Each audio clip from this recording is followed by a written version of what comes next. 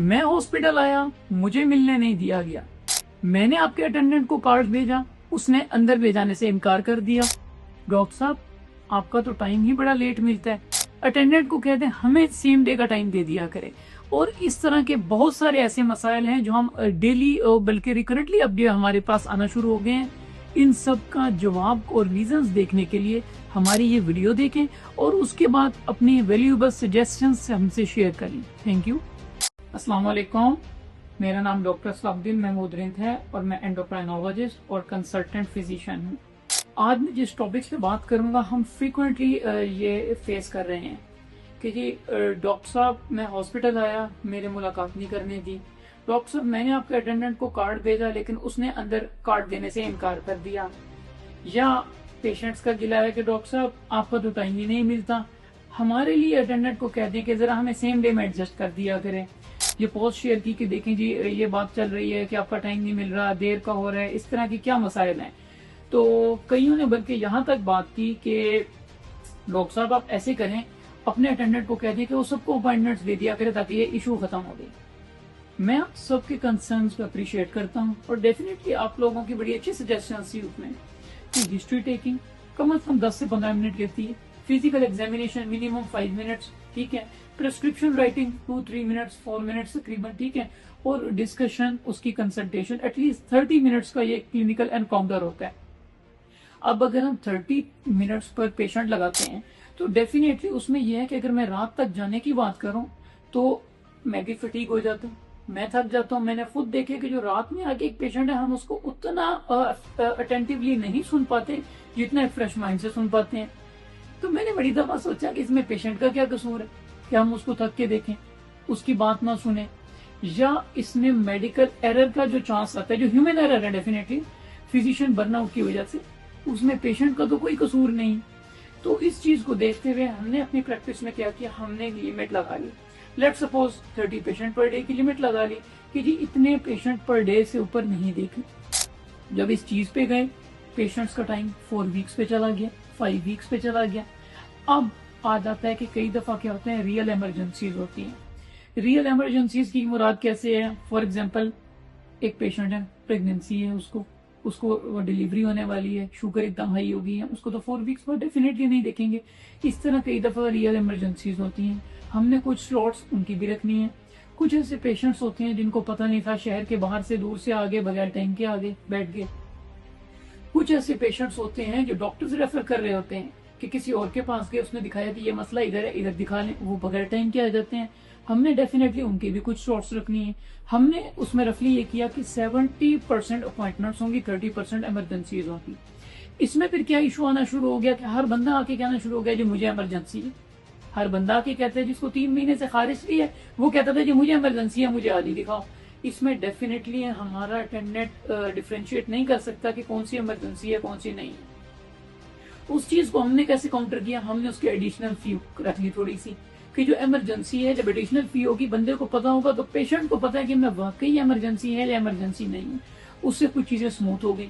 अब इशू क्या आया, जैसे मैंने आपको सोशल मीडिया कॉस्ट की बात की कि उन्होंने 12 मई को कॉस्ट की कि जी नॉर्मल टाइम मिल रहा है 5 जून का, लेकिन एडिशनल फी के साथ टाइम मिल रहा है 22 जून का। तो इमरजेंसी तो अगले दिन एडजस्ट होनी चाहिए थी, इमरजेंसी भी 10 दिन बाद क्यों मिल रही है? उनकी ये क्वेरी थी बेसिकली, जो मल्टीपल लोगों ने मुझसे शेयर की। ये बात उनकी बिल्कुल ठीक है कि भाई इमरजेंसी अपॉइंटमेंट वाकई नेक्स्ट डे पे हो, मगर जैसे मैंने आपको बताया कि हमने 30% स्लॉट्स रखी हैं इमरजेंसी में एडिशनल फी के साथ। अब वो भी जब बुक हो गई हैं तो डेफिनेटली अब उसमें हम क्या कर सकते हैं कि वो भी बुक होते हुए कि मैं अपनी कैपेसिटी से ऊपर कभी भी नहीं जा सकता। इमरजेंसी स्लॉट्स भी 10 डेज आगे पे चली गई। हमने फिर सोचा हम इसको कैसे काउंटर करें। उसका थर्ड वे हमने क्या निकाला, वेटिंग का ऑप्शन। वेटिंग का ऑप्शन ये है कि एक है फिक्स्ड स्लॉट्स और एक होती है वेटिंग स्लॉट्स। वेटिंग स्लॉट्स में मैं आपको बताता हूँ बेसिकली क्या, हमारे डॉक्टर्स ने कुछ चीजें मैंने देखी हैं, मैनेजमेंट में ये इतने अच्छे नहीं होते, टाइम मैनेजमेंट में स्पेशली। लाहौर के ऑप्थेल्मोलॉजिस्ट हैं, बहुत कॉम्पिटेंट हैं, उनका बड़ा नाम सुना है, मेरी फैमिली सारी उनको दिखाती है, लेकिन उनकी अपॉइंटमेंट के बारे में मैंने एक चीज सुनी है कि जी डॉक्टर साहब का ना टाइम नहीं होता, उनका दिन होता है कि आपने वो टाइम लिया ना, वो डे आपका पूरा लगेगा। एक दिन मेरे एक रिलेटिव ने उनसे बात की कि जी 3 बजे का टाइम होता है, कभी 8 बजे बारी आती है, कभी 10 बजे आती है, कभी 3 बजे भी आ जाती है। तो हमें ये चीजें बता दें भी टाइम का मकसद क्या है। तो उनके जो जूनियर डॉक्टर थे उसने जवाब दिया कि जी डॉक्टर साहब के ना ताल्लुकात बहुत सारे हैं, तो मिलने वाले बहुत सारे आते हैं, वो पहले चले जाते हैं, पेशेंट्स बैठे वेट करते रहते हैं।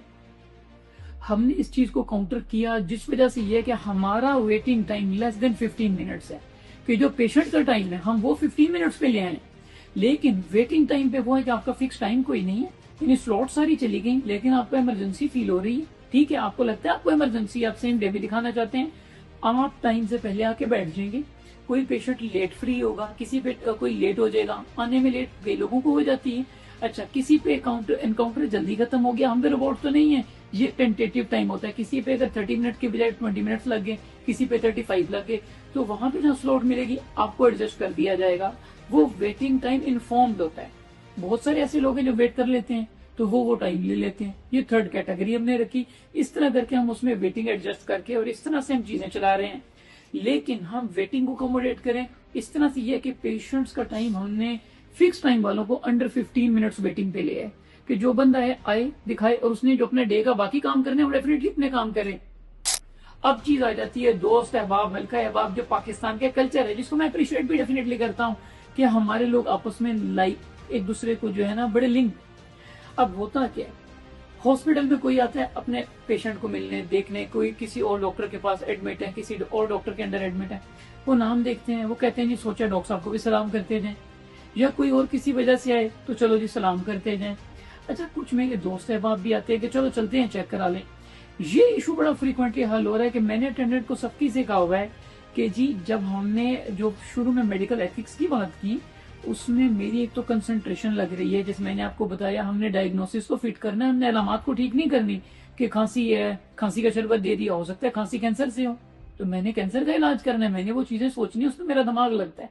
फिर जैसे मैंने आपको बताया, हमने दवाई के बारे में सोचना है, कॉस्ट के बारे में सोचना है, ड्रग इंटरेक्शन के बारे में सोचना है।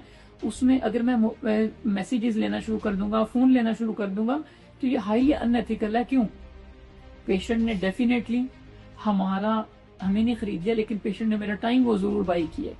वो जो एनकाउंटर का टाइम है वो पेशेंट का टाइम है, वो उसने बाई किया हुआ है, तो डेफिनेटली वो टाइम मैंने उसी पे फोकस होके देना है। उस पर मैंने फोन कॉल्स नहीं लेनी, उस पर मैंने कोई मैसेजेस नहीं लेने, उस पर मेरा अटेंडेंट सख्ती से उसको इंस्ट्रक्शंस हैं कि वो अंदर आके कोई मैसेज नहीं देगा।